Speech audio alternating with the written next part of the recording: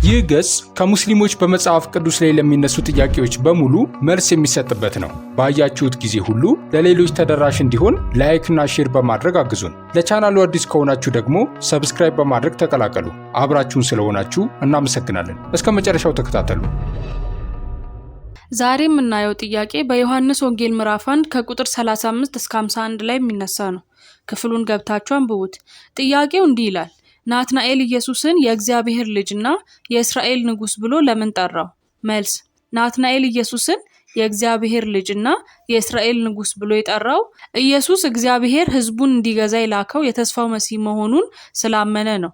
በዮሐንስ ወንጌል ምዕራፍ 1 ከቁጥር 47 እስከ 49 ላይ ኢየሱስ ናትናኤልን ፊልጶስ ሳይጠራው በፊት ከበለስ ዛፍ በታች እንዳየው ይነግረዋል።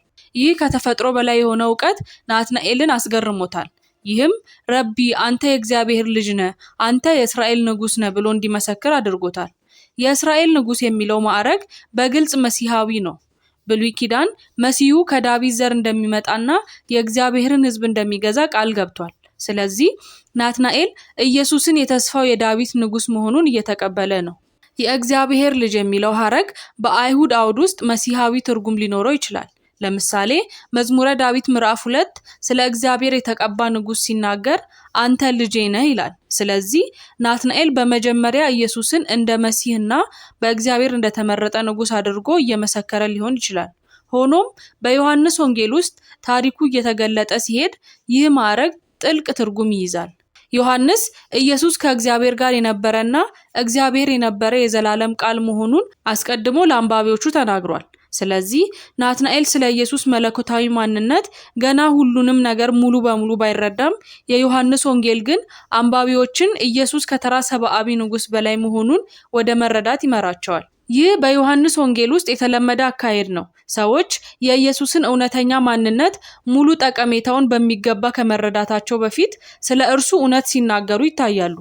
የናትናኤል ምስክርነት እውነት ነው። ነገር ግን ሙሉ ትርጉሙ ኢየሱስ በወንጌሉ ውስጥ ስለ ራሱ በበለጠ ሲገልጥ ይበልጥ ግልጽ ይሆናል።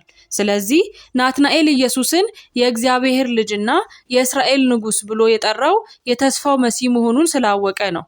የዮሐንስ ወንጌልም ይህ መሲህ አብን በልዩ ሁኔታ የሚገልጠው መለኮታዊ ልጅ መሆኑን ቀስ በቀስ ያሳያል። መልሱ ካረካችሁ ላይክ በማድረግ ብታሳውቁን ለቀጣይ ስራችን ያግዘናል። ፕሌይሊስት የሚለው ስር በመግባት በዮሐንስ ወንጌል ላይ በሙስሊሞች ለሚጠየቁ ጥያቄዎች በሙሉ የተሰጡ መልሶችን ማግኘት ትችላላችሁ። አስተያየታችሁንም አስፍሩልን። ቻናሉን ሰብስክራይብ ማድረጋችሁንም አረጋግጡ። እናመሰግናለን።